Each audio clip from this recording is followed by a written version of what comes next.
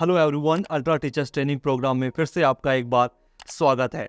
आज का जो सेशन होने वाला है वो बहुत इंपॉर्टेंट होने वाला है। आज के सेशन में हम जानेंगे टीचिंग मेथड्स के बारे में। एक स्टूडेंट को पढ़ाने के लिए टीचर को कौन कौन सी मेथड्स का यूज़ करना चाहिए। वैसे अगर हम मेथड्स की बात करें तो लगभग 30 to 35 मेथड्स होती हैं जो एक टीचर को यूज़ करना है, बट हम अभी इम्पोर्टेंट मेथड्स के बारे में ही जानेंगे क्योंकि ये मेथड्स बहुत सारी बुक में ऑलरेडी हैं, तो वहाँ से आप जाकर देख सकते हैं, पढ़ सकते हैं। तो हम सेशन को छोटा रखेंगे, पॉइंट टू पॉइंट आगे बढ़ेंगे, क्योंकि मुझे लगता है जो मेरा इस सेशन को बनाने का, इस प्रोग्राम को बनाने का जो मेन पर्पस है वो है आपको एक बेहतर टीचर बनाना, बहुत सारी जो स्ट्रैटेजी होंगी वो बताना, टीचिंग स्किल्स के बारे में बात करना, क्योंकि जो लिखा हुआ है बुक में उसमें आपको ऑलरेडी कहीं से मिल जाएगा, आप वहाँ से भी जाकर रीड कर सकते हैं। बट आपको जो टीचिंग स्किल्स है, टीचिंग स्ट्रैटेजी है, ये किसी बुक में नहीं मिलेंगी, क्योंकि आपको मेथड्स तो मिल जाएंगी, मेथड्स का आपको यूज़ कैसे करना है, आप अपनी कौन सी स्किल्स यूज़ करेंगे, क्या स्ट्रैटेजी होगी,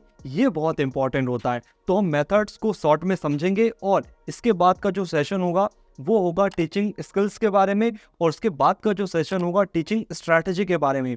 ये जो दो सेशन होंगे वो बहुत इंपॉर्टेंट होंगे, किसी भी बुक में नहीं मिलेंगे, इसके कोई वीडियो नहीं है, हमने बहुत रिसर्च और एनालिसिस के साथ वो प्रोग्राम को बनाया हुआ है। बट आज हम समझेंगे टीचिंग मेथड्स के बारे में, लगभग 10 से 12 मेथड्स के बारे में समझेंगे और उसको भी शॉर्ट में समझेंगे, पॉइंट टू पॉइंट बात करेंगे और आगे बढ़ेंगे। तो आप नोट्स बना लीजिए, पॉइंट टू पॉइंट नोट करते जाइए और इस सेशन को एंजॉय करिए। पहली जो मेथड है वो है स्टोरी टेलिंग मेथड।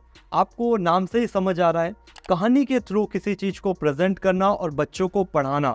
ये मेथड बहुत अच्छी मानी जाती है, बच्चे इससे बहुत कुछ सीखते हैं। तो आप जब बच्चों को पढ़ाएंगे तो आप ट्राई करिए कि कोई स्टोरी के थ्रू स्टार्ट करें आप, तो क्लासरूम का जो माहौल होगा, जो बच्चों का इंटरेस्ट बनेगा वो बहुत अच्छा होगा। और हर एक टीचर को इस स्ट्रैटेजी का यूज़ करना चाहिए, इम्प्लीमेंट करना चाहिए। बहुत सारे जो वक्ता होते हैं, बहुत सारे जो लोग होते हैं, एक्सपर्ट होते हैं, वो लोग इस मेथड का यूज़ करते हैं। ये एक बहुत अच्छी मेथड मानी जाती है।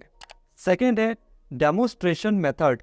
इसमें क्या होता है, अब बच्चों को कोई भी चीज़ प्रदर्शनी के द्वारा या प्रदर्शन करके दिखाया जाता है। देखिए, ऐसी जगह जहाँ पर जाया ना जा सके, है ना, उसको देखा ना जा सके, तो वहाँ पर क्या होता है, कुछ प्रदर्शन बनाए जाते हैं। जैसे थर्माकोल के कोई प्रोजेक्ट बना दिया। अगर बच्चे को बताना है कि सूर्य की परिक्रमा पृथ्वी कैसे करती है, तो यहाँ पर आपको वीडियो की हेल्प लेना पड़ेगा। वीडियो के माध्यम से उस चीज़ को दिखाया जा सकता है। तो यहाँ पे प्रदर्शन किया जाता है और इस मेथड का यूज़ अभी बहुत होता है और इस मेथड का भी आपको यूज़ करना चाहिए। थर्ड जो मेथड है वो है क्वेश्चन आंसर मेथड। इसमें क्या होता है, बच्चे को बोलने का मौका मिलता है, बच्चे को जो पूछना होता है वो पूछ लेता है, अगर उसको आंसर देना है तो उसको भी हमें मौका देना चाहिए। इससे क्या होता है, बच्चा अगर पूछेगा तो टीचर उसका आंसर देंगे, और टीचर अगर कोई क्वेश्चन पूछेंगे तो बच्चा आंसर देगा। तो इसमें क्या होता है, दोनों का डेवलपमेंट होता है। तो ये मेथड बहुत इंपॉर्टेंट मेथड मानी जाती है। नेक्स्ट जो मेथड है वो है डिस्कशन मेथड।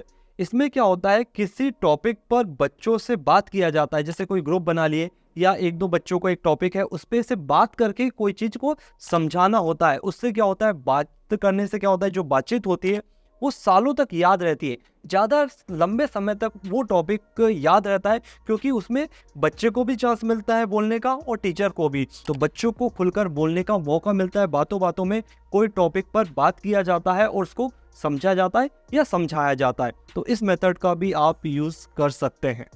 नेक्स्ट जो मेथड है वो है प्रोजेक्ट मेथड। इसमें क्या होता है, बच्चों का ग्रुप बनाया जाता है और उन्हें प्रोजेक्ट दिया जाता है। इससे क्या होता है, बच्चे आपस में काम करने की उनमें जो क्षमता है वो बिल्ड होती है, क्योंकि ग्रुप में काम करते हैं तो टीम वर्क डेवलप होता है। ये बहुत अच्छी मेथड है। इसमें क्या होता है, प्रोजेक्ट दे दिया या कुछ होमवर्क दे दिया, तो इससे क्या होता है, बच्चे टीम वर्क करते हैं, जिससे बच्चे आपस में प्रॉब्लम को हैंडल कैसे करें ये भी सीखते हैं। तो ये चीज़ें भी बहुत अच्छी है और हर टीचर को इस मेथड का यूज़ करना चाहिए। नेक्स्ट जो मेथड है वो है रोल प्ले मेथड। इसमें क्या होता है, कोई कहानी बनाई जाती है और बच्चे को रोल करने का मौका दिया जाता है। जैसे क्लासरूम में बोले कि आज आपको टीचर बनना है और बच्चों को पढ़ाना है। इससे क्या हुआ, बच्चा टीचर बनेगा, उसको समझ आएगा कि मुझे बोलना कैसा है, पढ़ाना कैसा है, इससे क्या होता है लीडरशिप क्वालिटी उस पर बिल्ड होती है।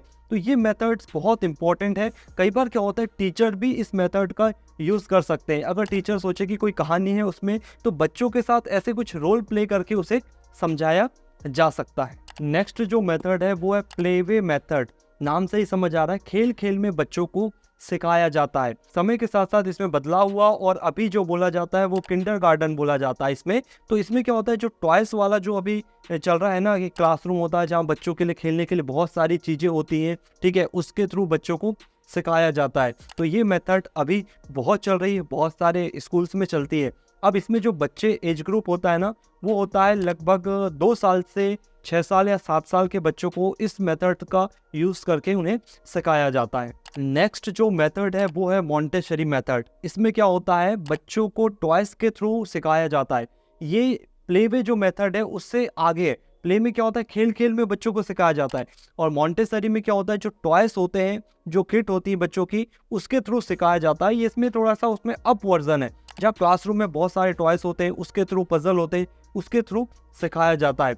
अब ये जो क्लासरूम बहुत सारा अच्छा डेकोरेशन किया जाता है, उसे पजल्स होते हैं, बहुत सारे इक्विपमेंट होते हैं जिसके थ्रू बच्चों को सिखाया जाता है। इसमें भी लगभग एज ग्रुप वही होता है, 2 साल से 6 साल या 7 साल एज ग्रुप के बच्चों को इस मेथड से सिखाया जाता है। नेक्स्ट जो मेथड है वो है प्रॉब्लम सॉल्विंग मेथड। इसमें क्या होता है, बच्चों के सामने कोई प्रॉब्लम आ गई या कोई चैलेंजेस आ गए, तो बच्चों को सॉल्व करने के लिए बोला जाता है कि बच्चे उसको अपने हिसाब से उस प्रॉब्लम को सॉल्व करेंगे। तो इसमें मेथड में ऐसा उनके सामने कुछ टॉपिक रख दिया जाता है जिससे वो उस प्रॉब्लम को सॉल्व करेंगे। तो इस मेथड से क्या होता है, बच्चे का जो ब्रेन है या बच्चे की जो सोचने की क्षमता है या बच्चे को प्रॉब्लम सॉल्विंग की जो क्षमता है वो बिल्ड होती है। तो इस मेथड का भी यूज़ बहुत सारे टीचर्स करते हैं। नेक्स्ट जो मेथड है वो है ब्रेनस्टॉर्मिंग मेथड। इसमें क्या होता है, बच्चों के सामने ऐसे कोई बड़े प्रॉब्लम रख दी जाती है कि इस प्रॉब्लम को आप कैसे सॉल्व कर सकते हैं।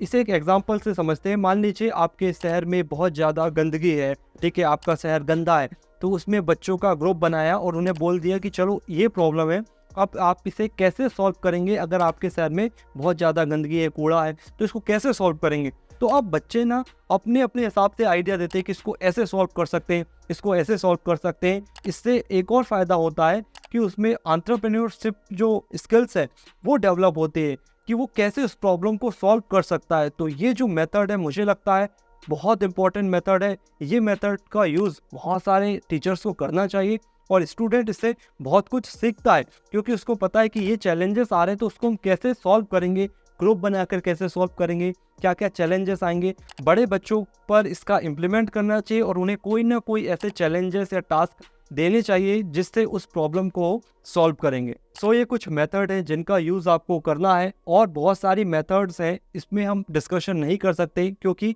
आपको बहुत सारी जो मेथड्स हैं वो बुक में ऑलरेडी हैं, तो वहाँ से आप जाकर डिटेल में इसे पढ़ सकते हैं, समझ सकते हैं। अगर इस सेशन में हम इसमें डिटेल में बात करते तो ये सेशन लगभग 2 से 3 घंटे का हो जाता, और मैंने बहुत शॉर्ट में इस चीज़ को बताया है ताकि आपको आइडिया लग सके और आप उस पर इम्प्लीमेंट कर सके। आई होप कि ये सेशन आपको पसंद आया होगा। हम जल्दी एक नए सेशन के साथ मिलेंगे, वो सेशन आपके लिए बहुत इंपॉर्टेंट होगा।